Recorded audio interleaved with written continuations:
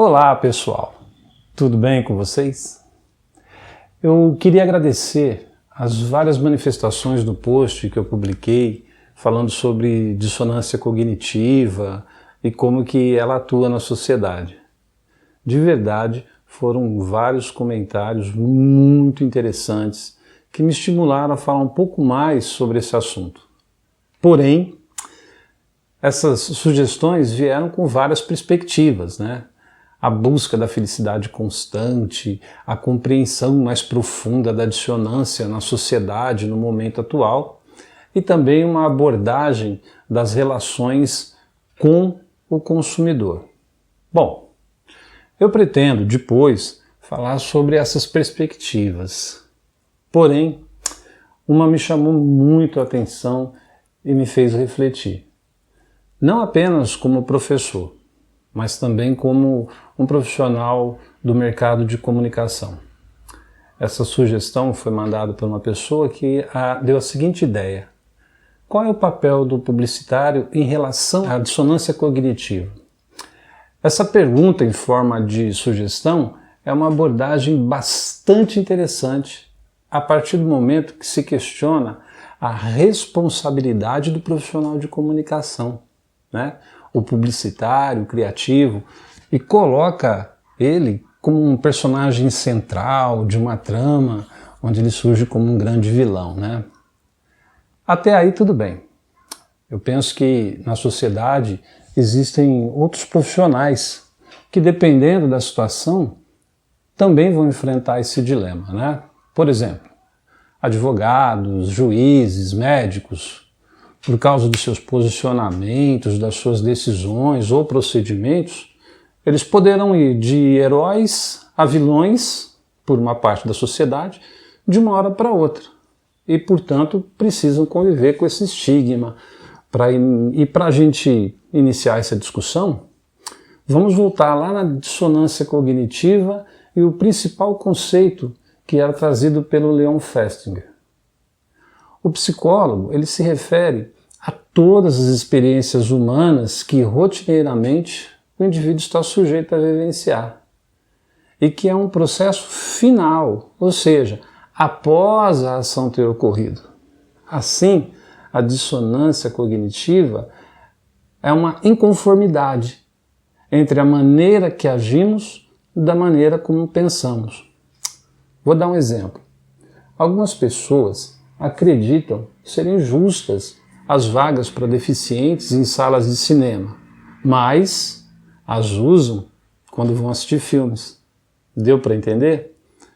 Para acontecer a dissonância, a pessoa precisa possuir um padrão de crença, conceitos, valores, que só podem ser adquiridos através de uma percepção seletiva.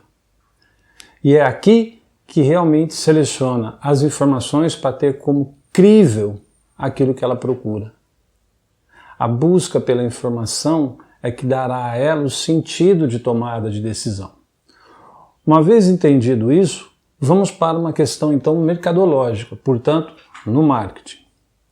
Eu penso que podemos analisar esse questionamento por duas vertentes, sendo a primeira na questão legal. Em alguns estudos conduzidos nos anos 70 por Spence, Angel e Blackwell, foi apurado que os consumidores aceitavam e correspondiam melhor às marcas que lhes pareciam familiares ou selecionadas como preferidas, ou seja, havia um filtro seletivo que norteava as atenções de cada grupo de consumidores, de acordo com as suas preferências e as mensagens que eram recebidas por eles. A propaganda tem por princípio conversar com o público-alvo designado pelo marketing do anunciante. E se esse anunciante não tem um departamento de marketing, deveria então direcionar o trabalho de segmentação para a agência responsável que vai cuidar dessa comunicação, para que o resultado seja o mais assertivo possível. E essa propaganda utiliza também de outros conceitos da psicologia de maneira bem estruturada, como, por exemplo, os conceitos de atenção, memória, interesse, desejo, atitude, capacidade cognitiva e ação. O medo, a sedução, a provocação também são elementos utilizados pela propaganda. Trazendo para a sugestão que foi me apresentada, eu estou propenso a acreditar que, em muitos casos, a dissonância não ocorre pela mensagem da propaganda, mas sim pelo nível de compreensão e assimilação do consumidor em relação à mensagem e aos seus padrões de crenças. Olha só, eu não quero com isso transferir a responsabilidade para o consumidor e negar a influência da propaganda.